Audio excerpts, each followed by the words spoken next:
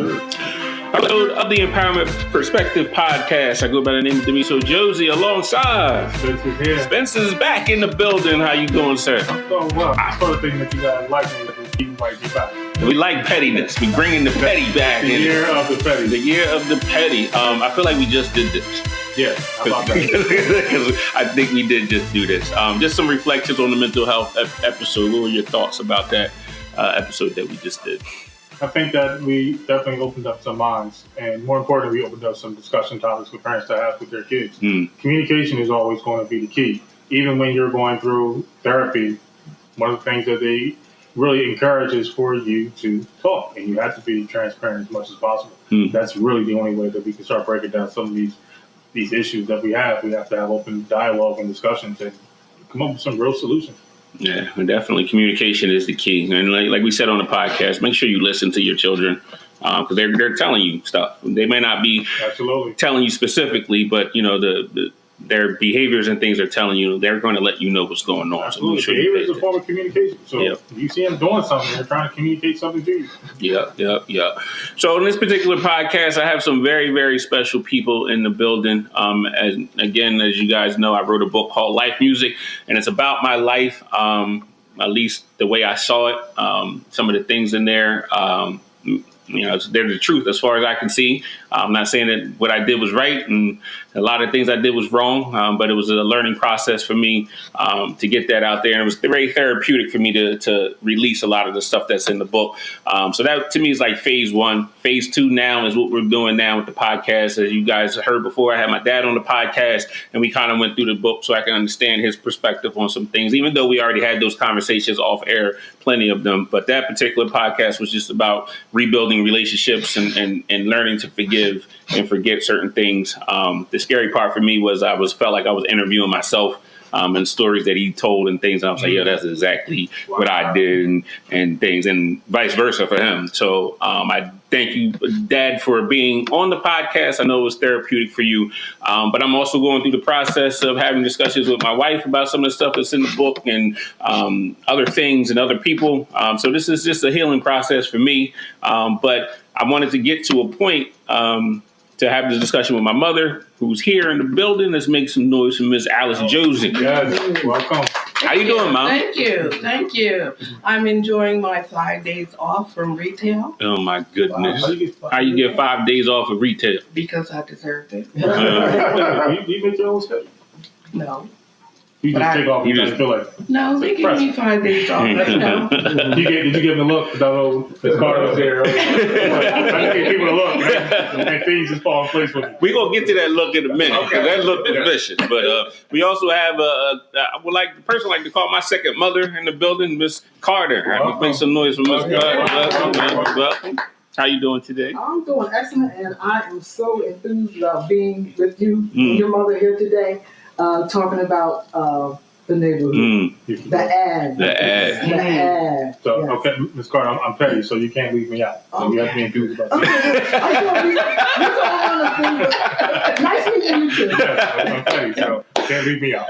We also have in the building somebody that's really, really special to me. Even though I didn't have him as a teacher, he taught me so much in life. On the basketball court and off the basketball court. So let's make some noise for Mr. Wayne King. How you doing today, sir? I'm doing very well. Thank you for having me. But I was hoping just to be a fly on the wall. No, we ain't. See how these ladies got it done. Miss Carter and your mom, they're just really unbelievable. No, we're not going to let you be a fly on the wall because you played an important part in this journey too. So definitely need to have you on as well. So, Kareem, I know that our neighborhoods were different, but similar in the same way. So I know that you had what I like to call the Miss Johnson of the neighborhood, the person that knew everybody in the neighborhood. Who was that for you guys? Did you have a Miss Johnson in the neighborhood that kind of ran the neighborhood?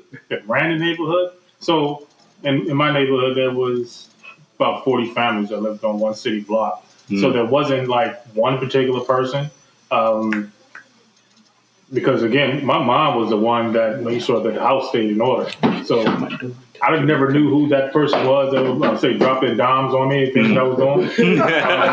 Because it seemed as though that By the time my mom came home, we didn't have a car. So by the time she walked through the neighborhood, she knew everything I did from the hour. It's a So village. it does take a village. What I didn't appreciate was that can you at least tell me before, so I'm not taken by surprise. Like, okay, now this is what you did at 3:30, at 4:00, and 4. Just tell me why. So it wasn't just one particular person, but there was pretty much all the women in the community that would definitely share information with each other.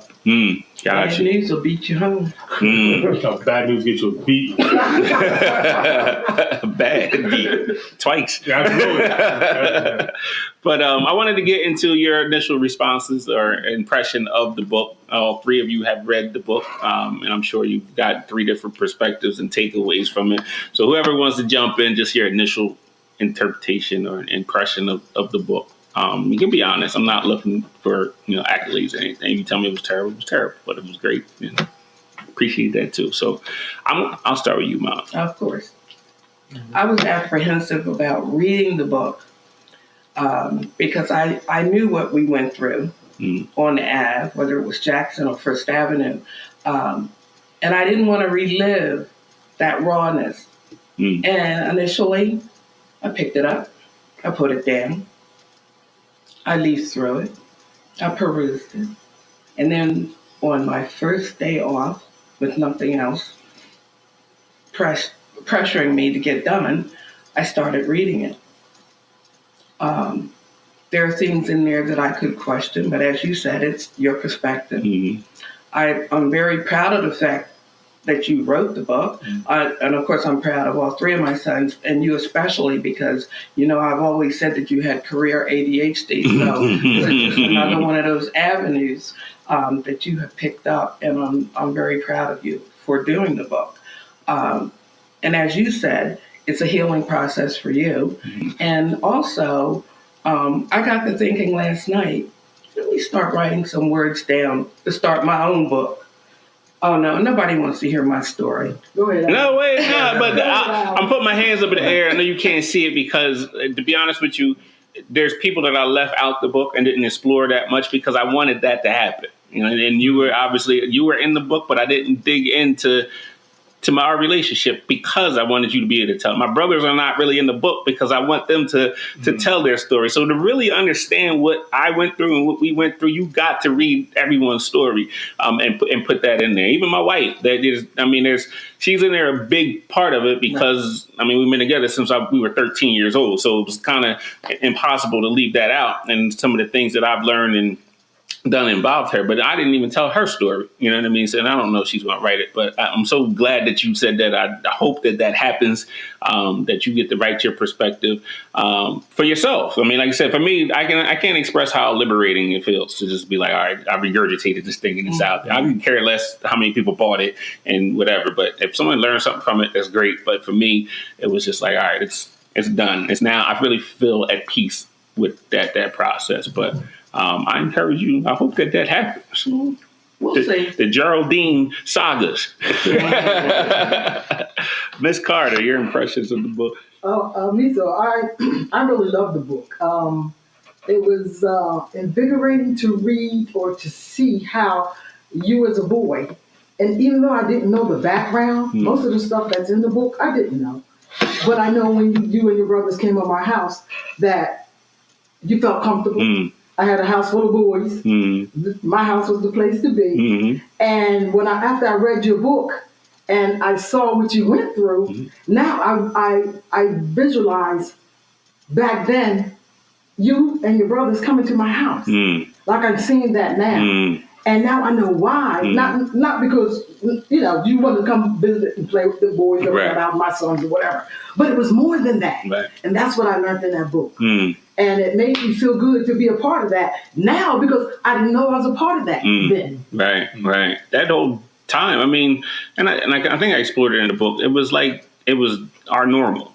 Like, you know what I'm saying? So the saddest, looking back at it now, was just like, it was normal. Like, that's just what people do. And I know, Mr. Ken, I'll get to you in a second. I know we had a conversation. Like, you was like, I had no idea. Most people had no idea because that's just what we thought. Everybody was in the same boat and everybody was kind of doing the same thing. So it was kind of normal. And just to have, your house and other people to go to was just like, a release for us. So we didn't have to think about it. You know what I mean? I actually, slept at night when I was over there, and I didn't have to worry about, my uncle coming in and doing whatever. So it was that release, and it was just that normal. And I'm in a position now, it's kind of weird because as I kind of feel uncomfortable now in my life. And I mean that by saying I knew how to maneuver in that mess that I grew up in. This is like foreign land to me. Like I don't really know how to do this, right now. So I'm kind of just navigating through it. I'm thankful for it, but it's almost like that, that was my normal. So, Mr. King, your impressions of the book? I was moved. It captured me right away. As I told you before, I looked at myself and I said, not only did I not read it from you, I didn't read it from either of your brothers, what was going on. And so it made me think more. And I'm trying to get this out there without using I and me, because I use those words too often. But I looked at it and said, I should have been more alert. I should have seen more. Really like that. I thought it was very interesting how you transcended and went into your college career and your music background, and all along tying in Rebecca. I thought that was the love story. Yes, it really was. Can you say that again? Because I don't know if my wife really thinks that this is a love story. So I need her to hear it. And then now to see your beautiful daughters, I'm just amazed. Just totally moved and amazed. Thank you. I'm gonna dive into your role a little bit later when we get to the teacher's lounge, but there's a really, really important lesson that I learned from you and that I teach my teachers, or I'm trying to teach my teachers about you, and I'll get to that a little bit later. I want to dig into Stanger Ave, right? I was born in the 70s, so my picture is, and I've seen pictures of you buying with your Angela Davis hat afro, you know what I mean, and things of that nature, and I just picture that, Shaq comes in my brain when we talk in the 70s. So I know we had family there, and I remember you guys were building your house there. And so I'll start with you. Like, what was your impression of the Ave when you first moved in and decided, why did you even decide to build a house there? Well, I'm from the other side of Glassboro, and that area was called the woods. So I'm used to being in the woods, not being around people. I don't need no neighbors or nothing like that. Don't mind the bugs and the bees and the snakes in the trees.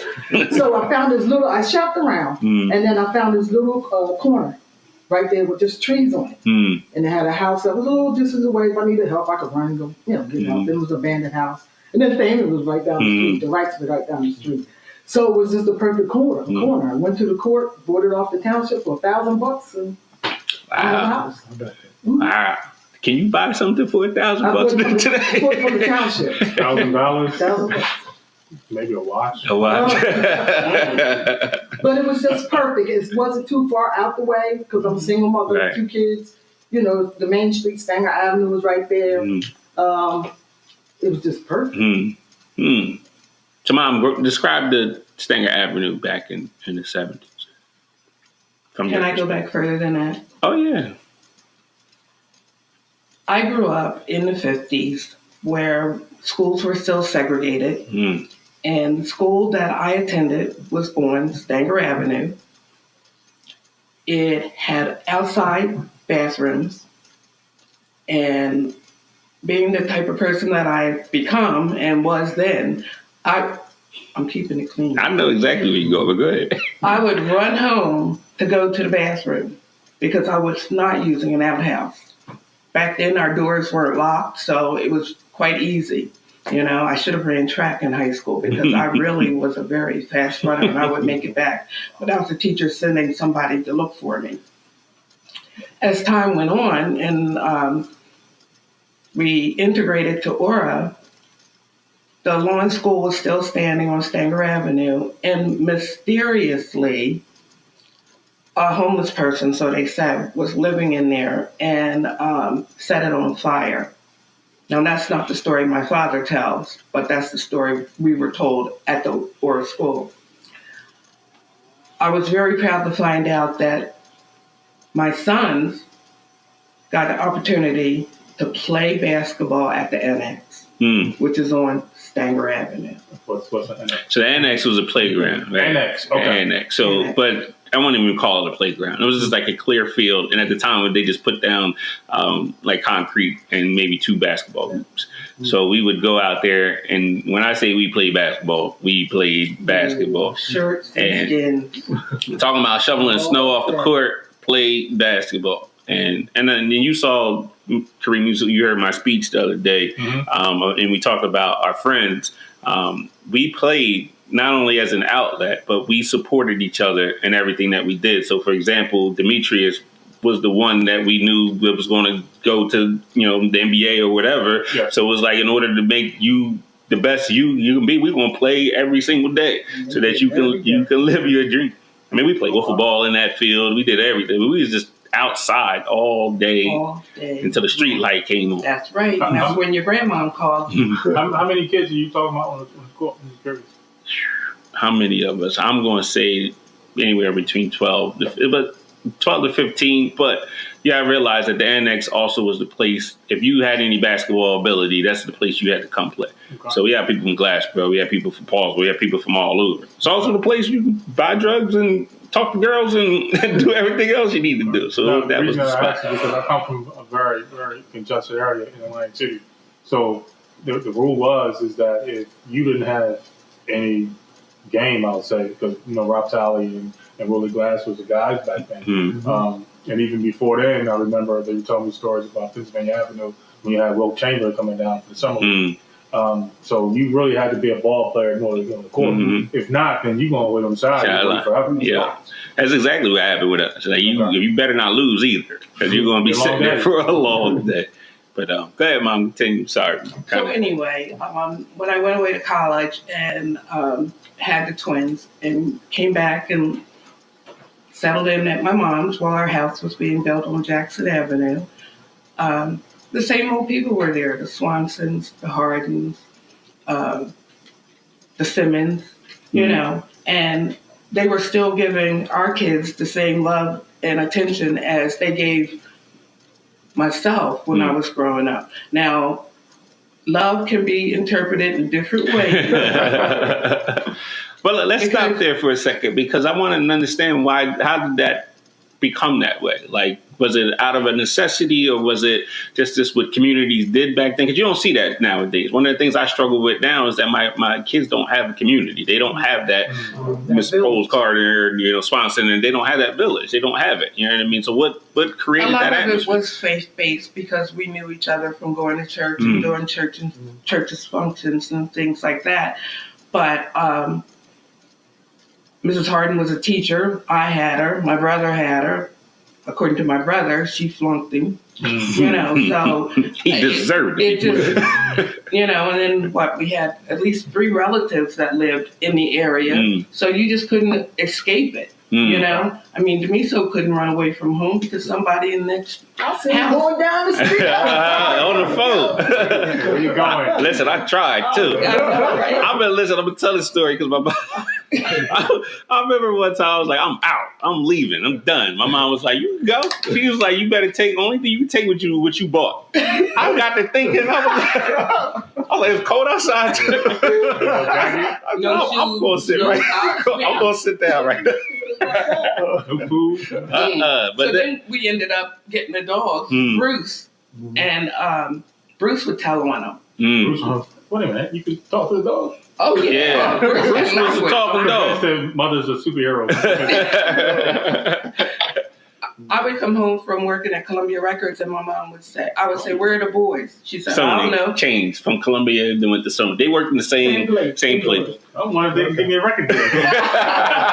Maybe way back when, but not now. We're gonna talk about that in a second. But go ahead. Are there statutes of limitations on stuff? No, I'm not going to throw y'all all the way under the bus, but anyway. These records mysteriously got in our house with no labels on it. I don't know how they got there. Secret demos are not supposed to be released. Yeah, The B-sides. yeah. But anyway, my mom would say, I don't know, go find Bruce and you'll find the boys. And sure enough, Bruce was not far from where they were. We trained that dog right. Because me and my grandmother used to have this argument all the time. I'm not wearing a jacket, wear a jacket. So I would take my jacket and put it down at the end of the dirt road. Bruce would bring it back to the yard. That's how I got caught. Bruce would bring it. He was the original snitch. Mom, he doesn't have his jacket on. Oh, yeah, left his books at the book stop. Here come the library books all chewed up. What's Bruce chewing on? Oh, Lord, here we go. Yeah. So that neighborhood was really interesting and special. I can only go by obviously what I know, and I know that when I was growing up, at one end of the street we had people selling drugs, and the other end of the street we had prostitution going on, and everything else in between. Was it always like that, or did you see a transition? Well, back when I was younger and being raised. A lot of stuff that went on was seen and not heard, so they didn't speak about it. As I got older, I understood a lot more, but I still couldn't ask or speak about it. We had 2 speakeasies on Stanger Avenue. I didn't even know what the heck a speakeasy was. I'm still not sure, but I know the people. Tell you about it. Don't worry. I'll tell you exactly what's going on. All I knew is you could get alcohol and cigarettes there on Sunday when that was taboo back in the day. And the numbers. Oh, the number runner was my best friend because he would buy me ice cream. Yeah, and I didn't realize that until I was older as well. And that was street tell me numbers. you ain't know he was running numbers and he buying you ice cream for no reason. Well, I was like giving him money and a To piece of paper from. With some numbers on it. That's too funny.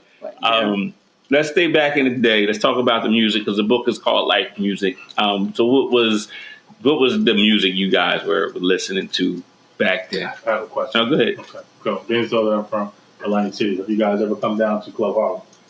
Yeah. Big Club Harlem. Who'd you go see when you was down there? I don't remember. It was a long time ago. Used to go to Latin Casino too.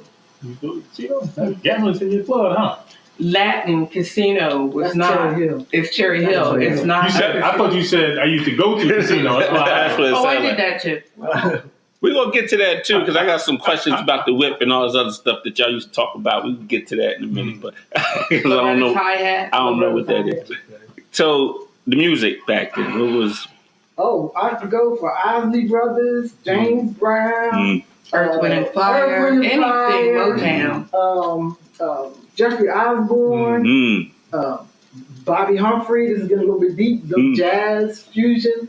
It's always Santana. We were Really? so saturated with We music. had all kinds, yes. Working at Columbia Records that I ended up liking music that I didn't realize existed. You know? I'm confused. You guys keep telling me that you work for a record label. Where is this Columbia Records in Jersey? Oh, they shut down. They shut it down. Okay, There was one in it's Jersey? not a record label as you think it is. Okay. It was a What? factory. It was a Okay. factory. We Really? manufactured the 45s, the LPs, later on the cassettes. Okay. What about 8-tracks? Eight- 8-tracks? What are you talking about? 8-track, Yes. 70s. Yes. After I left, Yeah, we It did- became we did Sony, CDs, and then DVDs. Yeah. But where was this place? It was up here In somewhere? in Pittman, New Jersey. Pittman. Oh, okay. Yeah. Wow. I never knew The that. building is still there, but empty, I believe. They just warehousing. They do a little warehousing in the back. And we did some warehousing in our plant as well. Okay. So you guys really were making music. Literally. The wax. Yeah. The wax. Yeah. That's crazy. Wow. They never made CDs. I was going. They made CDs. CDs and PlayStation. I'm still. PlayStation games. So can we talk about this PlayStation 5?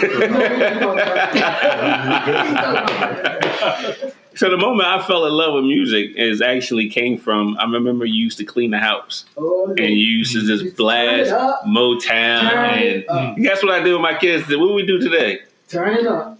You put music on and We was blasting that music in there. That's where I got it from. But I just used to sit there and remember and just listen to that Motown sound and that sound. And it was just like, it actually made cleaning fun for us. Mm-hmm. And then we played a game, Name That Tune, and I used to get all upset. He would get upset because you dropped the needle and let it play and turn the volume down. And it's Name That Tune. Name the tune. Okay. Well, so I would say the song lyric and not the name of the title. She's a very freaky girl. No, that's not the name of the song. I was 6, by the way, singing this.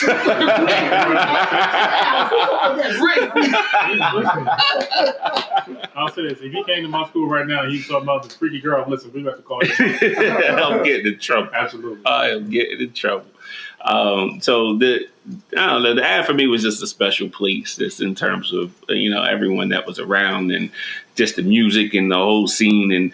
And I tell people all the time, I try to describe it. I said, take what you picture the city would be, and put it and stretch the houses out. Cause that's basically what we had, during that time. It was only maybe a mile by a mile. It wasn't like it was this big neighborhood, but the thing that kept us together is that everybody was on the same page and everybody was doing the exact same thing and was holding each other down. And that made it so good too, because expectations from each one of the kids that was hanging out my house were basically the same. No matter what was happening in their background, the expectations were all the same. And even today, you can kind of, each one of them have done their thing, and they've done it very well.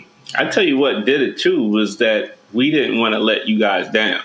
And not only, didn't want to let my mother down, but I didn't want to let Miss Poles down. I didn't want to let Miss Swanson down. I didn't want to let the community down. And I didn't want to let the team down. You know what I mean? So no matter what we did, it was just like, yo, you have to hold your weight and you got to do what you got to do and we'll support it. But I think that's the importance of that village. It's just like, now you don't have just one person telling you, because if that person, something, God forbid, happens to them, then you on your own. So I knew that if my mother didn't have the answer, I could go to you. You got the answer. But at the same time, I know if I didn't come home with A's and B's, I'm hearing it from you. I'm hearing it from you. I'm hearing it from everybody. So it's just so not like that today.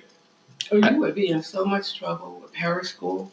Because back then, we had no way of knowing what you did or didn't do to complete a class. Other than going to parent teacher conferences. Yeah. However, now, click of the mouse, we can find out. Skip class. Forgot that homework. Didn't turn in that homework to your first grade teacher. Stand on the wall. That whole, but it was so bad that Miss Hattie drove the bus. I couldn't even act up on the bus because she was in the neighborhood. You could not do anything. From the time I left my house, government supervision all day. Then my mother had this bright idea to become a teacher in the building that I was schooling. So it was there was nothing. It was nothing that you could do. But I respect it and I understand what you guys were trying to do. I want to take it to a place because the next point was talking about just mothers in the neighborhood. And a lot of us came from single parent homes. And I look at, somebody asked me the other day, who was your superhero? And they were talking about Spider-Man and all of this stuff. And I was like, number one, my mother. I said, the simple fact that she raised 3 men by herself is amazing to me. And then, especially me and my attitude and things and everything and the mess I put her through. I wish I could apologize, but I can't say it enough, the much stress I went through. But just to see and know that you guys are so strong and the strength that you exhibited. And I don't even know how we turned out to be great men without the fathers. I felt like even as with my own children, if I had a son, I don't have sons, but if I had a son, I feel like there's lessons that I could teach him as a man, but you guys kind of fulfilled those same roles. How did you manage to fill the role of the mother and the father at the same time? All I can say, Miso, is that we took it one day at a time. We in my house, we had rules, we had goals every day. My whole thing with my 2 boys was always have a plan. Look forward, work for that. If you get knocked down, get back up. And that's basically, as a mother, that's what I did. I came from a mother and a father. My father and my mother was together, until they passed. So it wasn't an example of a mother being strong or whatever, raising kids.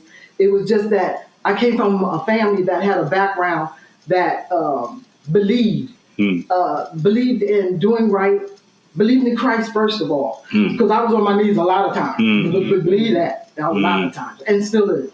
But the whole idea is to not look at your life as a failure, even though you might fail.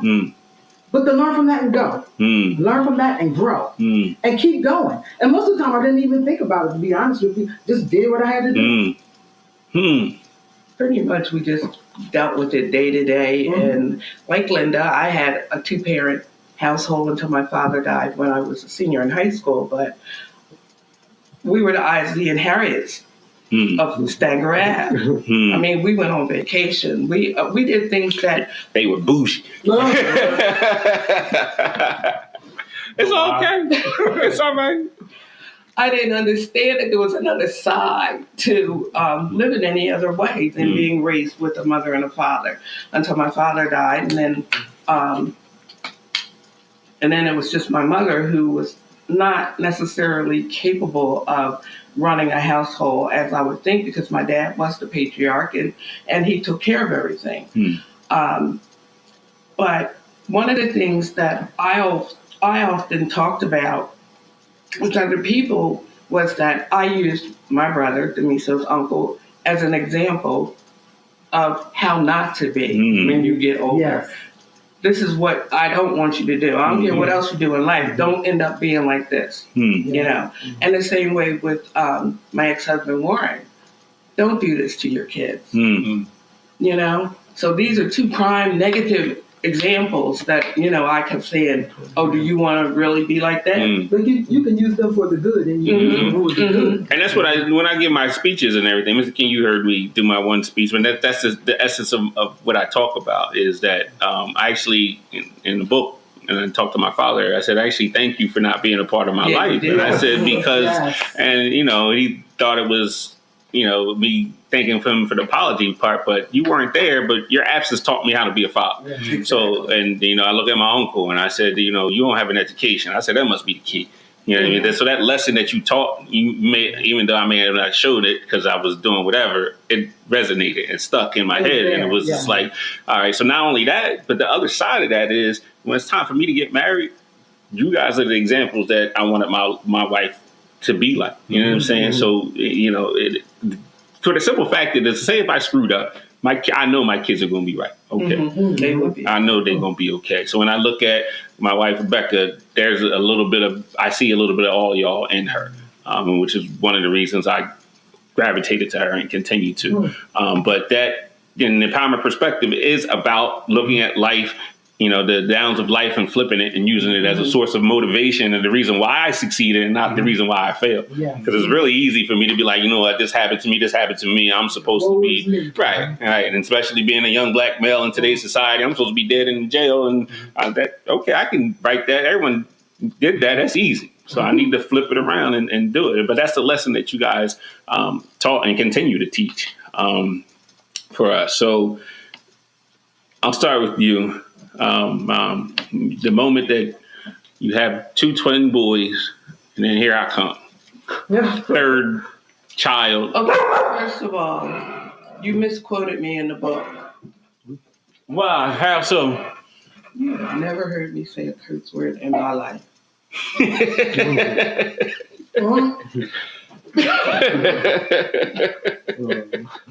What curse word was that? That's not really a curse word. That's called D-A-M is what I said. That's all I said. That's all you said. So where did my name come from? Let's start there. When I did my student teaching in Elizabeth, New Jersey, I had a student named Demisa. Was he Dominican by any chance? Yes, he was. That's funny because I put that in the book too, because I was in the DR and I heard some kids saying Dami, so I was like, it must be Dominican. That's the moment. That aha moment. And me and my wife were sitting on the beach and we looked at each other and it was like, yo, it's Dominican. I was like, that's funny because people ask me all the time where it comes from. I was like, I don't know.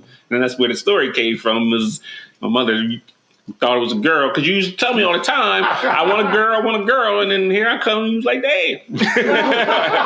Well, that's not how you wrote it in the book. No, I don't have kids. I'm not too sure that's how you're supposed to introduce a child to the world. Well, okay, first of all, I had all 3 sons naturally.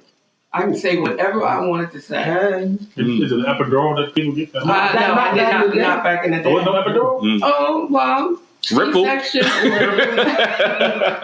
boom far. Y'all had Some boom tussin. Rub some tussin. Fix everything. Y'all had boom farm back then? Really? Oh, we had no booms for this. What about Mad Dog? Mad Dog. 2020. Naughty head. That was real. That was just. So you find out that you have 3 boys. What was going through your brain? Because you always tell me you wanted a girl. I did. But I have 6 granddaughters now, so I'm having my girls vicariously through them. So I got cursed, is what you basically say. Wayne and I talked about that a little while ago. Pretty much. And your dad wanted to try one more time, and I said, no, 3 strikes, you're out. And he said, well, you've only been up the bat twice. And I said, let you tell him. That's crazy. It took 4.5 years before I decided that it was time to try again. That's crazy. Did you want any girls at any time, or you was just? No, I'm more of a tomboy. Always been a tomboy as a female. Growing up, played sports. Always played on the boys' team. I got picked by the boys, so I was good at my sports. But no, I didn't want girls. I wanted 4 boys. I got 2. I take pleasure in the fact that Jay's cursed too, so he's got girls. So we can say both. That is crazy. We touched on this next one in a little bit, but walk us through the racial elements during those times. I know the 60s, 70s were, a rough time in a sense in terms of race relations. So what's going on? That song pretty much solidified everything that was going on. So in terms of, I know schooling, you already said it was segregated, but were you a part of it when it desegregated and were you in school when you I was in 4th grade. So what was that like? We never talked about this. But. No. I got to ride the big yellow bus, which I never had to do before because being on the Ave, we walked to school. We didn't have to be bused. So seeing that big yellow bus show up at one stop for the whole neighborhood, they weren't doing door to door for us. And we're all Black people on the bus. So they ride right on by you, huh? You wasn't there. Yep. If you were on your way there. No. Oh, Miss Hattie wouldn't wait for you either. Miss Hattie didn't play. She will pull the bus over, but she ain't pulling it over for that reason. But so when we got on the bus and we were all very nervous, and my dad had already talked to me about how did I feel? Did I feel different than any other kid? To try to get me prepared mentally for the school that I was starting in. I had my first male teacher. I had my first white male teacher in 4th grade. We were divided alphabetically, so that meant that, of course, I would have some Caucasian people in my classroom. But the transition was nervous for both the white students and the Black students, because on the other side of Elk Township, they would bus the Black students over to Stanger Avenue. So they didn't have any interaction with the students at Ora either. So just imagine the white children feeling apprehensive, like, ooh, who are they? Who are they? And I don't know what their parents have told them. I don't remember if you mentioned this in the book or not, but we were not the typical Black family, as Miso said. We were bougie, but my mom and dad were Republicans, and that was unheard of. Black Republicans. Unheard of. Did you vote for Trump? We ain't gonna get there. I'm just messing with you. Go ahead. Do we need to discuss him today? Yeah, we're gonna do politics another time because I know somebody you voted for that we need to discuss politics another time. Go ahead. She praying. Amen. But all in all, the white teachers weren't receptive, but the students were. And that's what I like about kids, because kids don't see the colored thing. They don't see the differences. But the adults did, and they treated us differently. They absolutely did. And that's what I wrote in the book, too. We dealt with people based upon situations. It didn't matter what color you were, whatever. If you didn't have much money and you had a father in the house, like we just related to, or you played sports, same sports, we kind of related to each other. It wasn't until I got much older, well, the one incident at the beach kind of set my mind in a different place, but it wasn't much older until I got much older when race became a problem. And it was just because people were telling people should be treating them differently because of the way that they look. It was just ridiculous. And then that the adults were messing up these kids' perception of how they should be dealing with people. But so you come into the neighborhood.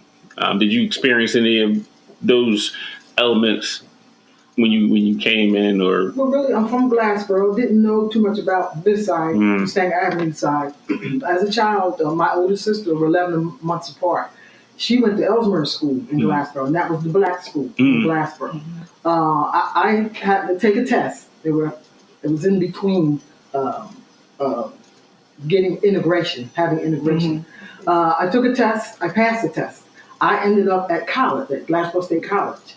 And I went to Bozarth Elementary School, all white kids, because I passed the test. Because they were getting, I guess, New Jersey ready for that integration. So my older sister went to the all black school. I passed the test, and I'm 11 months behind her, and I went to the all white school. I didn't see anything different. Color, yeah, it was there. But my thing even now is education. I'm so focused. I can be so focused on something. I don't have any experience in segregation in that type of way. Yeah, people called you names or whatever. You punched them and you went on about your business. Kept it moving. Yeah, it kept it moving. But no, I can't really say that I had experience as a child coming up. And when I moved into this neighborhood, it was a black neighborhood, so I was good. So all of us were deep into sports. Like, what were you hoping that we got out of sports and education? Number one, education. Use what you have to get what you want. And if you turned into a pro athlete, that was just a cherry on the cake. But my number one thing was get that education. You're using the sports to get the education. And if the sports take you higher, so be it. So let's go to the point where your sons are in high school. You got these college coaches knocking at the door. Tearing down the door. And for the parents that listen, and me and Kareem, we talk about this all the time, and we try to get our middle school students to understand and parents to understand the process. Just take us through that process from a parent's perspective back then when, these coaches were coming and the ridiculous stuff that they were promising and saying. And just what were you thinking and hoping during that process? Well, first of all, I was excited. I was proud, but I had to keep perspective because I'm not going to name the coach, but one famous coach, everybody knows him. Oh, he wanted me so bad, so bad. And when he came to the house like they all did, came to the house and they laid down their plan and that type of thing. But there's one coach. I had my questions written down, what I wanted to ask them. This is my child. I need some answers. So I asked him a question and he kept saying, oh, you have to talk to the academic advisor about that. Now, mind you, that he didn't bring the academic advisor. Some of them did. But this particular coach, unnamed coach, did not. Every question I had on my paper, he couldn't answer. And it sticks in my mind because it's sad because even with him telling me what he was going to do, it wasn't relating to the man he was going to make my child. It was more or less basketball. He even drew plays on a piece of paper. What your son could do. You're here because he can play. We know he can play. I don't need to talk about that. Right. I'm worried about his education. What kind of education can you offer him? So he didn't go to that school. So I'm curious, how did you know which questions to ask and which ones not to ask? Like, how did you? Well, I asked him everything. I wanted to know as far as if he needed help. What is the program? They travel. It's a lot on those athletes to travel and stay on top of their schoolwork. So I was more interested in that fact because, they're flying here, flying there, whatever. And I was concerned about the education. How are they getting the education? The head coach could not answer any of those questions. And I found that really to be strange. Mm-hmm. I mean, yes, he's a basketball coach, but bring the academic advisor, somebody with you. Oh, I listen to you talk about basketball, but is that all we're talking about? That wasn't good for me. Now, you go ahead. I'm saying. So was it one of his high school coaches? Was it one of his community coaches that helped you along with this process on how to handle yourself? Mr. Browns came in and he came and visited.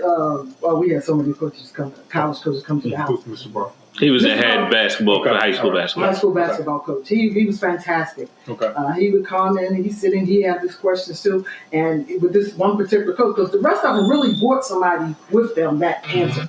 So, but this particular one, even Mr. Brown said that at the end. That wasn't good.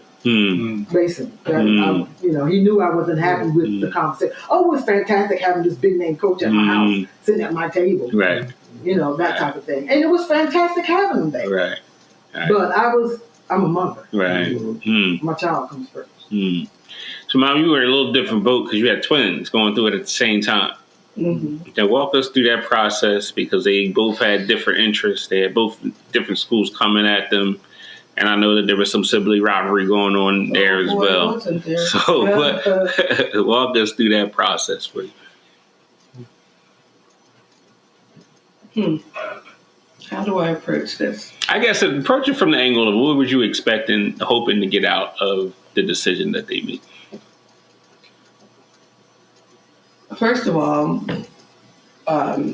with all three of you, I was going to let the last decision be your decision, or your decision to be the last decision. The twins wanted to go to Oklahoma and Nebraska. So, and it's all about sports. You look confused. I am confused. I don't know anybody, even today, that wants to go to Oklahoma or Nebraska. So I know they were really popular back then. Yes. But meanwhile, back at the bridge, Hawaii? I would say, okay, if you get homesick, how you going to get home? You can't come home on the breaks. I don't have that kind of money. You get out there, you better buy your stuff when you're out there and stay there until you graduate. So they started reeling their way back.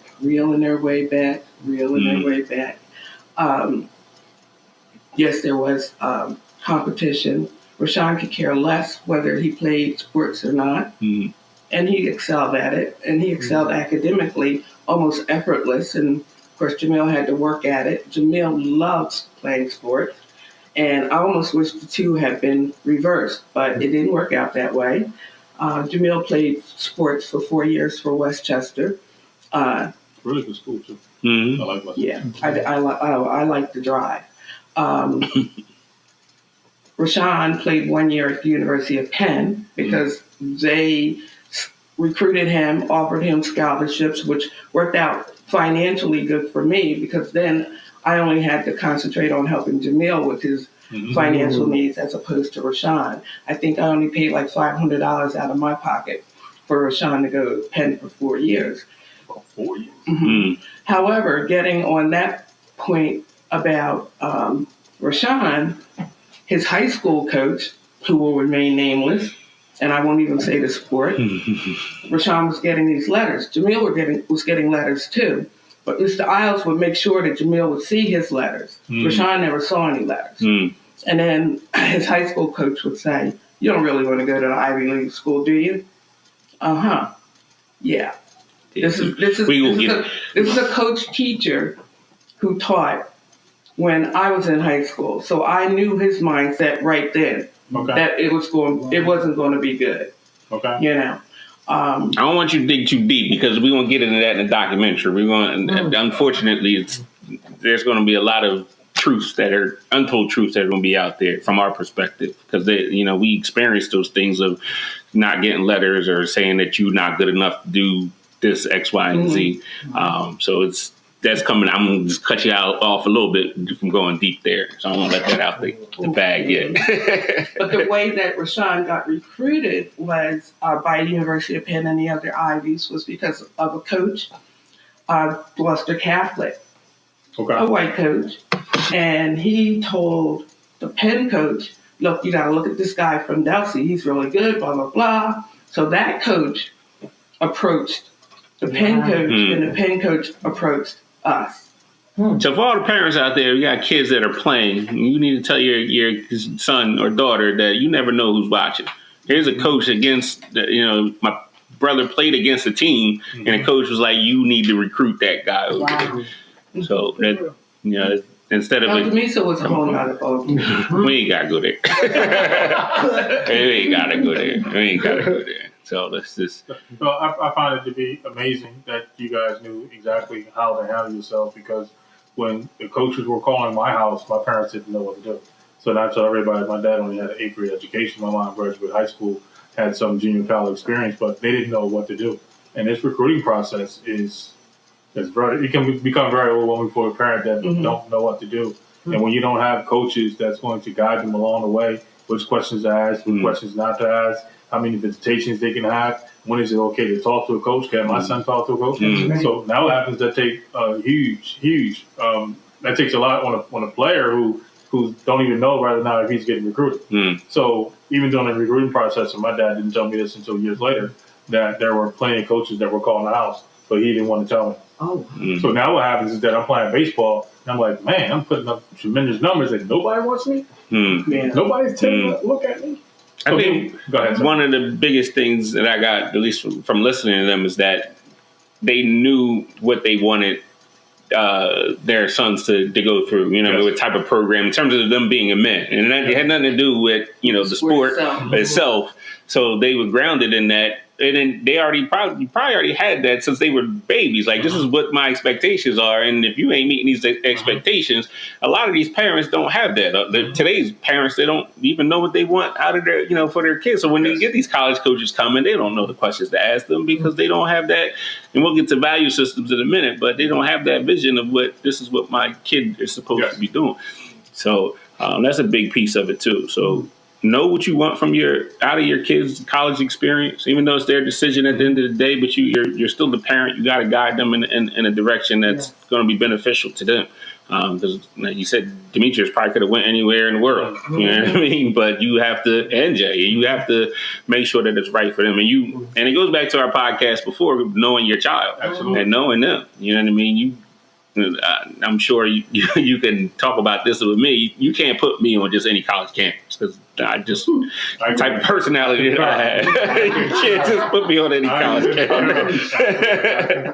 So you did a great job in making us feel like we had the final decision and some choice in the matter. But I know behind the scenes it was like, these are the schools that you probably need to go to because you can't handle that.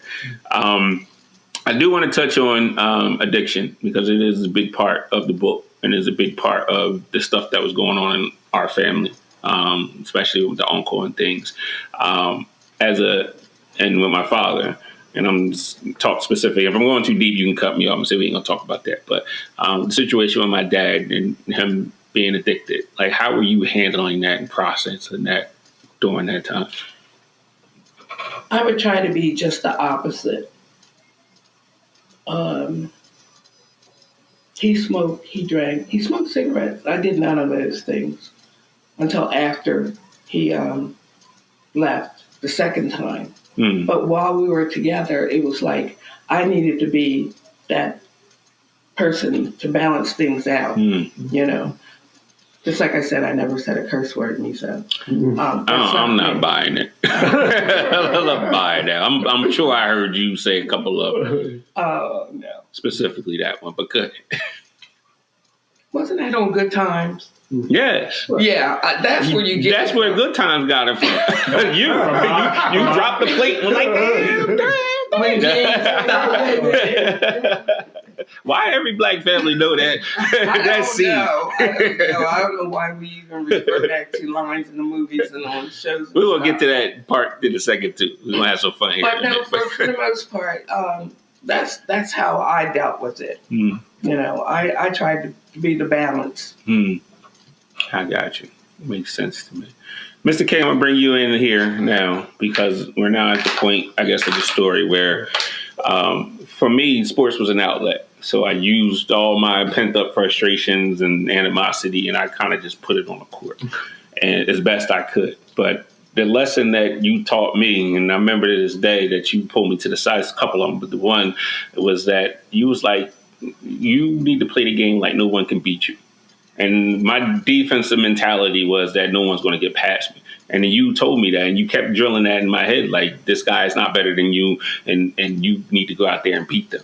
So that mentality and that philosophy I carry with me throughout my life is that, you're not going to beat me. And I'm going to either outwork you or I'm going to die trying. But that lesson that you taught at that time, it was more than basketball. So even though that you had no idea what was going on, those little seeds that you were dropping was adding fuel to my fire and passion.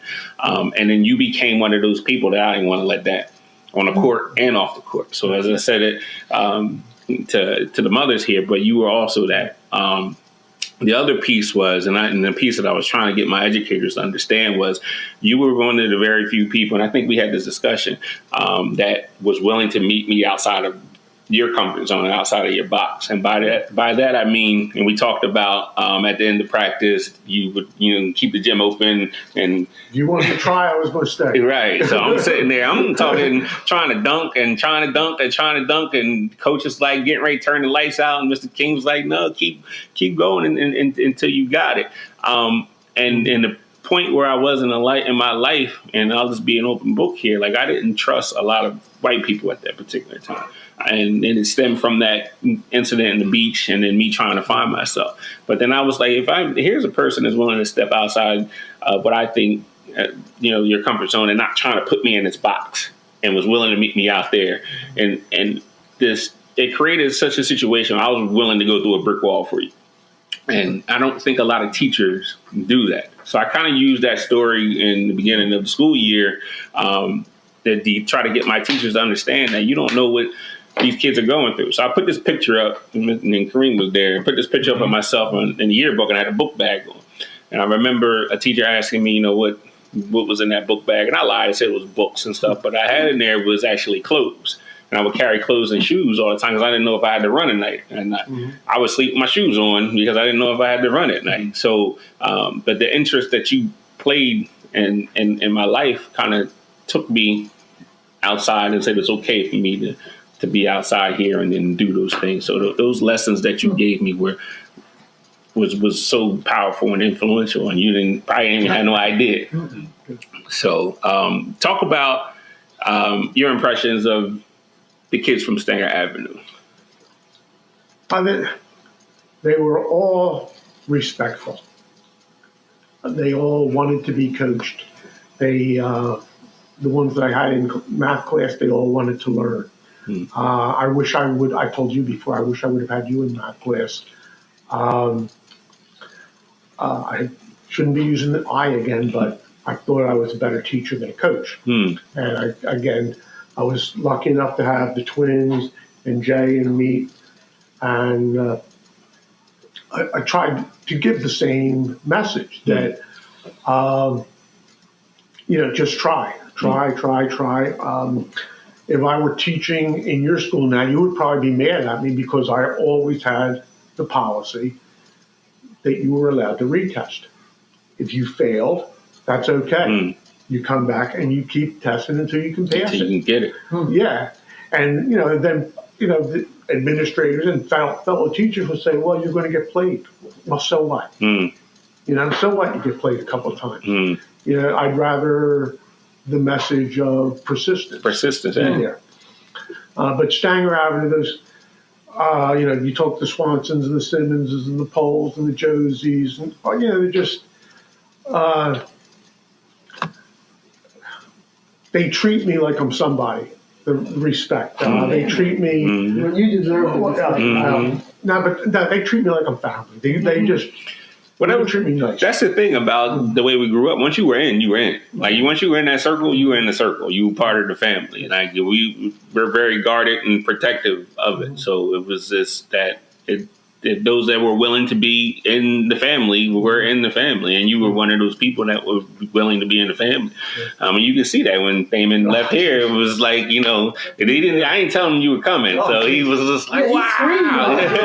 So you will get that reaction. And I should have said Barney and Thaman. Yeah, all of them. All those things in there. And I just want to say it right now, Mr. King. I've known you since my kids were in Delsey School, and I want to thank you for everything you've done for my boys. Well, you trust I me used with to your drive kids, so thank you. to meet with you to help with math. 6 o'clock in the morning, Mr. King was there, and I used to he helped my kids. And I just want to thank you. Take this moment to thank you for all your help. Because you're a part of our village, believe it or not. Absolutely. You're a part of our village. This is how a village is. But see, that's in my mind. That's how a teacher should be. You've got kids that are in all kinds of afternoon activities. They shouldn't be put in a position that they have to fight and argue with a coach or a moderator to get extra help. So Mr. McCulley and I, we made it a point. We would get there early so that if, the kids, the help was available. We wanted our kids to have everything that a prep school had or a Cherry Hill East kid had. We just wanted our kids to have the best. Now, I'm thinking of, because I'm very slow mentally now. You both brought up what you can buy for $1,000. Now, the first book that I ever read that moved me socially, I wanted to buy it and give it to you, but it now costs $1,000. I'm sorry. Life music. It was Foul by Connie Hawkins, about him growing up in Brooklyn, in Bed-Stuy. And I read that, I guess, maybe my sophomore year of college. And again, I'm the product of a wasp. I will never know. My mother, though, she single parent family, and my father was Depression, Dust Bowl, so much their houses, they never had electricity or running water. So they taught me certain things, so that even though I was very privileged, I think that they made sure that I had my feet on the ground also. Nice. Okay. So check out Foul. He's looking it up. Connie Hawkins, Connie I think a guy named Wolf is the guy that wrote David Wolf? Yes. wrote it. Yeah. So I want to move into the next part of this, and it kind of sums everything up. And I feel like we were talking about creating a value system. And I believe that, what we find important drives our behaviors. And I try to drive this with my kids at school all the time. But I feel like what you guys, the most important thing that you gave us all was have a value system and find something that's important. Whether that value system is hard work and never giving up, whether that value system is trusting everybody and the community and building that community, that value system is important. And what you guys taught too, and we kind of talked about a little bit, is to have God at the center of that, of your value system. But really, really branching off and using your value systems whenever you possibly can in whatever situation that you're in. And I think that was like the most important lesson as a young man, or as a man now, that I've learned from the village is finding something that's important and putting yourself around people that are going to support and get you to that next level. And also to have a plan and have a vision of what you want to do and attack that vision relentlessly. And that's what got me through mentally, through my rough times, is that I had a vision that I was going to be in college. Even when my worst times, and my mother put that in me, like, you going to school. So I was like, it was no question. But so I had that vision, and I visioned myself in the college dorm room. I visioned myself talking to girls, going to class, everything the college experience was. I had that vision even in my darkest moments. But to instill that in your kids is so important for them to have that dream. And the one thing that you guys did too that was extremely important is that you didn't deter us from that dream. You didn't say, no, you need to be a lawyer. You ain't gonna be a teacher. You're gonna be a lawyer. You're gonna do that. We didn't hear that. It was like, oh, this is what you want to do. All right, we're gonna support it, and this is what we want to make happen. And I think a lot of parents today are falling into trying to live vicariously through their kids. Like, you're going to be a lawyer, you're going to be a doctor, you're going to be that. Meanwhile, they want to be a teacher or they want to be something else. But you guys never did that. And that was one of the things. What are you looking at me like that for? You didn't want to go into education. I didn't. So, But I didn't push you toward it. I know. No, but I understand it now. You did push me to it because I believe everyone has a gift, and I think that you saw something in me that was like, you need to go into this direction. I fought my gift for a long time. That's why I went to ABC, ESPN, and all that stuff, and eventually I ended up back to. At the end of the day, mother knows best. That's what I'm trying to say. So that's extremely important. So the value system is important. So in terms of, let's say, parents that are out there now, new parents now, what information or advice would you give them in terms of developing a value system? Like, why is that important? First of all, what I would say as far as having a value system is to live it. When you're raising children, you can say what you want to say. But it's what they see that really counts. I mean, verbal, it's good. Preaching. But the actual living, being, feeling, that's a lot more. It gives a lot more credence to whatever your value system is. If you want your child to be, if the child wants to be whatever they want to be, you go along with it. They might change their mind. I mean, according to what their ages are, or whatever the case might be. But you build them and you give them that goal. You give them that backing. You give them that backing. And you make them feel as though that they can. Even sometimes you might have a little question, but eventually they'll figure it out. But that way they know that, first of all, they are valued by their parent because you listen. You care. You show me that on a daily basis. And it's not all words all the time. But it's what a child sees that I think creates a lot more. That's so important. Because a lot of my work ethic comes from my mother woke up every morning went to work. Every day. It was no question. Sick, whatever, you went to work. And so it was just like, that's just what we do. Okay, we going to work. That's what we see. And that's what we're going to do. We watch how you interact with people and how you treat people. That's what we're going to do. That's so important, is to be able to walk it, like you say, because they are watching, for sure. They are watching. Mom, value systems, everything, and the advice for these young parents that are out. Well, I agree with Linda and you as well. Communication, interaction. I think family time is still very important. We get together, holidays and such, but we also get together for no apparent reason other than to be together. And we'll sit here and we have the pizza cook-off every Christmas Eve. We establish routines and traditions, and I think that's meaningful to the family structure as a whole. We used to, every Sunday was the day, barbecue Sunday. That's right. You know what I mean? We get together and just be together and listen to old school music, put on WDAS.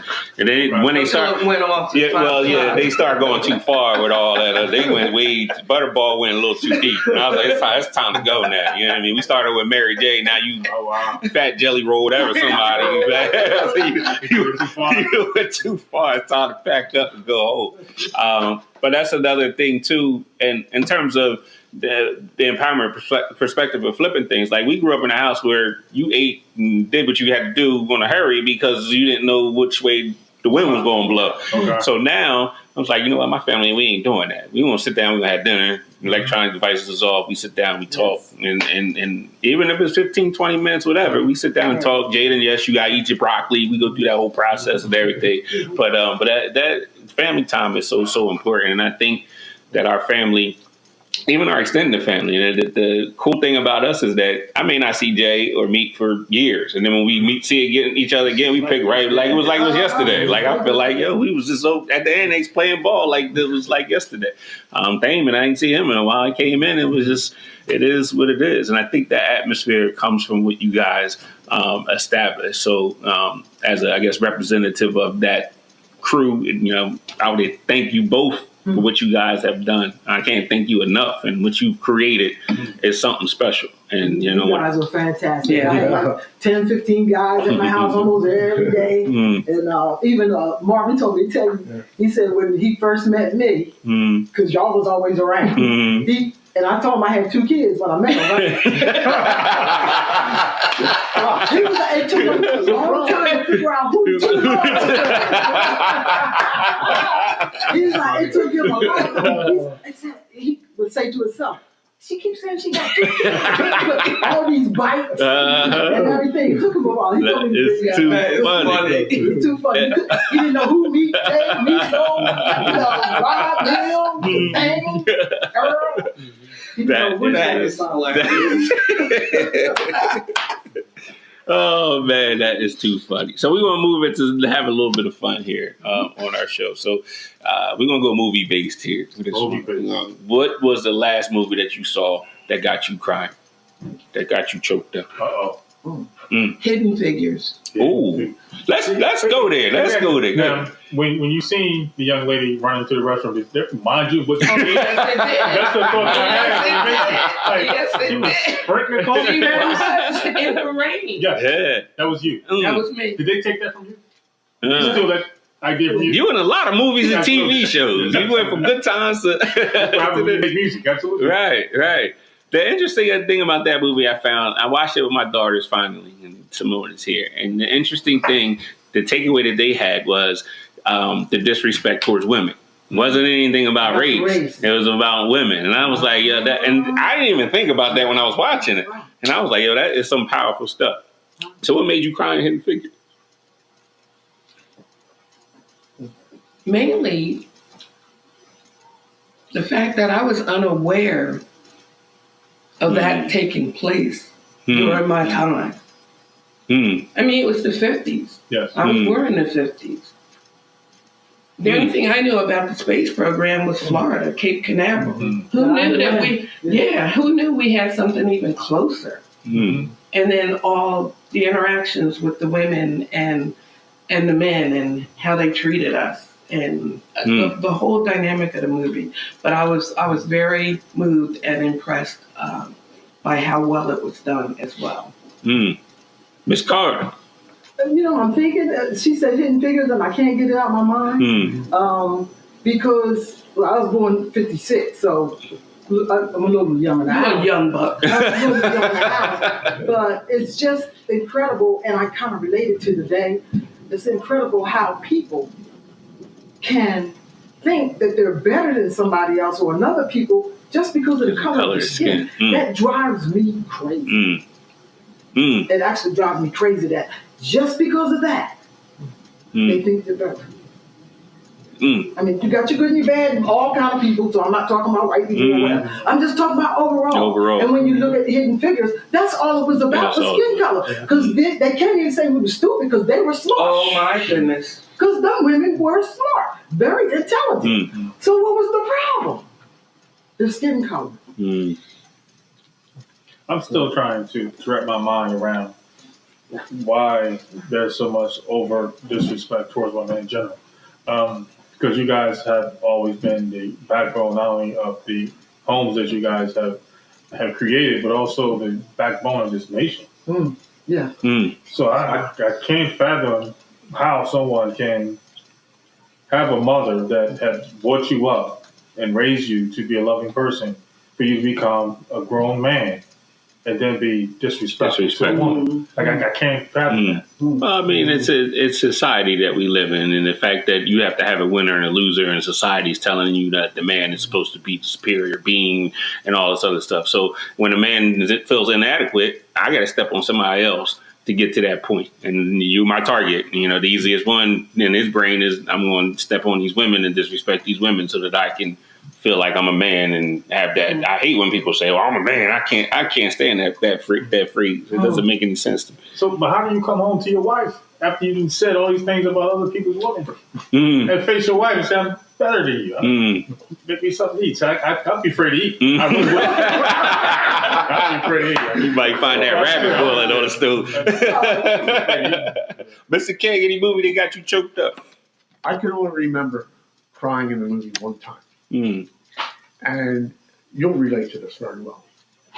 Do you remember when we were coming up, like all the Walt Disney and the Davy Crockett thing? Mhm. Okay. When I was 9 years old, I went to see The Alamo with John Wayne. Now, I had seen Walt Disney all along. I didn't know Davy Crockett died in the end. I cried. You was bawling your eyes. I bawled my eyes out. Because Disney wasn't going to show you That that. wasn't it. Y'all ain't cried when Coach Cheese died? Yes. Yes. No. Coach Cheese. What movie was that? Coolie High. Coolie High. Oh, stop. You ain't cried? No. It's so hard. You ain't cried? It's classic. You cried me something. I got a little lump in my throat. I got a little lump. I was like, that's messed up. That's messed up. That's not what you said, though.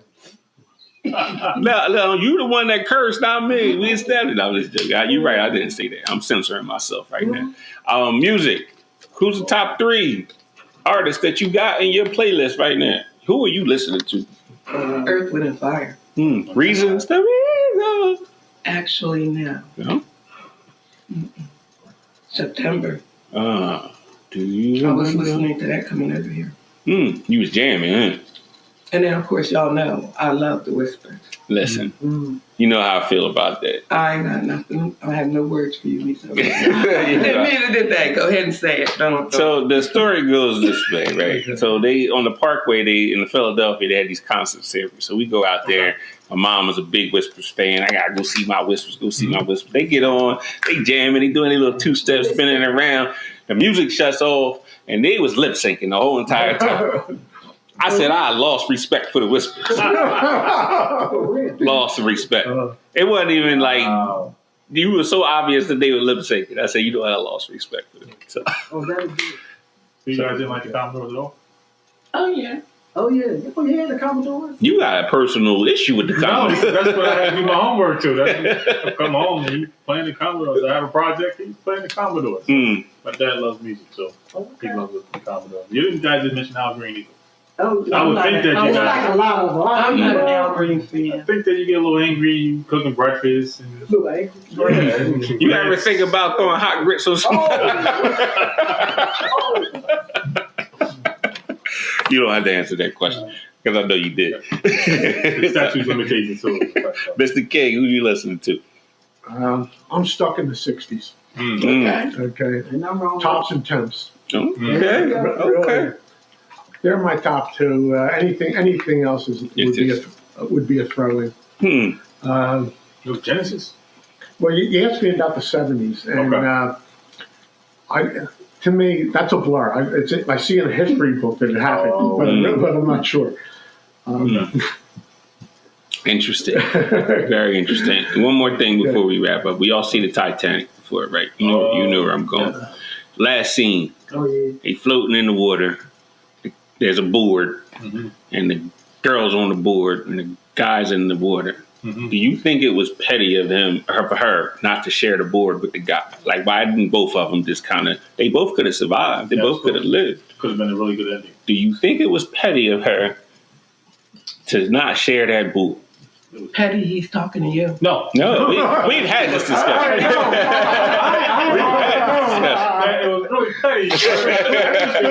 was really petty. If that was my man, he'd be on my back.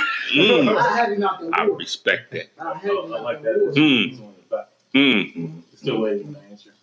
She pushed his head down in the water. Like, I'm out. I got the rock on my finger. Doggy paddle. Look at you, do something. I don't know what you want to do. Stick your lips out the water. Get your air. Go back under there. That's funny. Well, we're going to wrap it. I'm giving you this blanket. I know you cold. We're going to wrap this up. Any last words of advice for mothers out there, or any villages or anything out there that you can shed some advice on? Because we have a lot of young listeners that are now starting to develop their families and things. So any advice for mothers that are out there? Far as raising your children, be honest with them. Hold them close.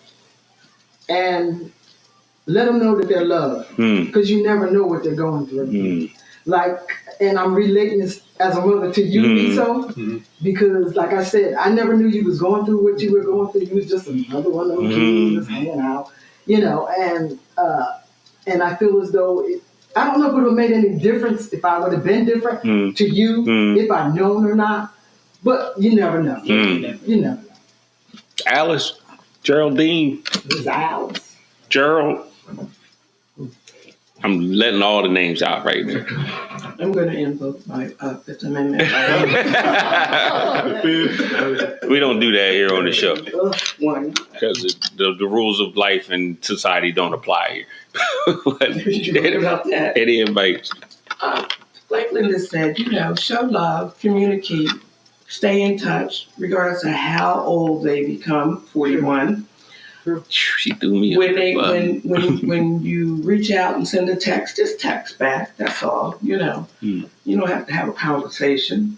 I mean, Rashawn's in Vegas right now, and at least I got a text saying he's in Vegas.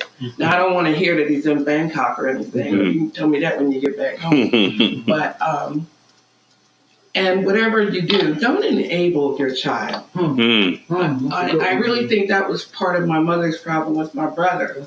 She was an enabler. And she just threw money after money. Well, Yeah, I do. I didn't put that in the book. That's fine. That was, and, putting him in rehabs and stuff. And for what reason? What did he ran her out of her house. So, don't be an enabler. I still see that number in my head now you said that. That's crazy. Mr. King, any advice to anybody? Trust the process educationally. I think that you have to realize that when you talk, especially when you start talking about college is not a vocational school. You don't go to college to come out with a job. You go to college to get an education. Right. You have to learn and help your children to become creative enough to use that education, and they'll find their way. Trust that process. That's great advice. So I'm going to end it with today's lesson, a new segment. So I just thought about this 2 seconds ago. Today's lesson is, I'm going to say life is like a boxing match. And the reason why I'm going to say that, I'm going to pull from a different podcast, is because when you look at a boxing match, you have an opponent that's in the ring. Sometimes he's bigger than you. Sometimes he's faster than you, stronger than you.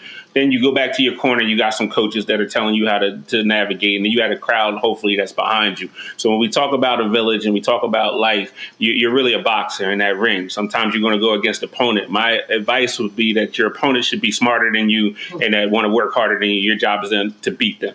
And I'm stealing that from Frank Spicer from his previous podcast, is put yourself around people that are smart and that want to work hard, and you try to win and try to beat them. But then you go back to your corner. Now your corner is your village. That village is telling you, giving you advice on how to maneuver in that ring and how to maneuver in life. So you need to use that advice and go back out to that ring. So every 3 minutes, you need to go back to your village and check your village and then go back into that ring. And then the crowd is the reward at the end. And everyone that, that's also your friends on the outside as well that are cheering you on. Their only sole purpose is there to give you some motivation. They may not be able to help you any more than that. So don't expect too much from your crowd, but you're going to get a little bit from it. But every 3 minutes, you back in that ring, come back to your village, get your advice, and keep moving. So on behalf of the Empowerment Perspective, I'd like to thank everybody that was here. I hope you enjoyed yourself. Everyone got a little bit loose a little bit and had some fun. Mr. Petty, I'm glad you're here. Mr. King, thanks for coming in. And on behalf of Stacy and Dr. Iglesias, we thank you guys for being part of it. Don't be strangers. We'd definitely love to have you guys back and talk about some more things on the podcast. Make sure you follow us on iTunes, on the website, theempowermentperspective.com, Podbean, Twitter, Facebook, all the social media outlets. We're just trying to get this out there. Again, we're trying to get to 1,000 listeners by the end of this month. So, spread the word and stay empowered.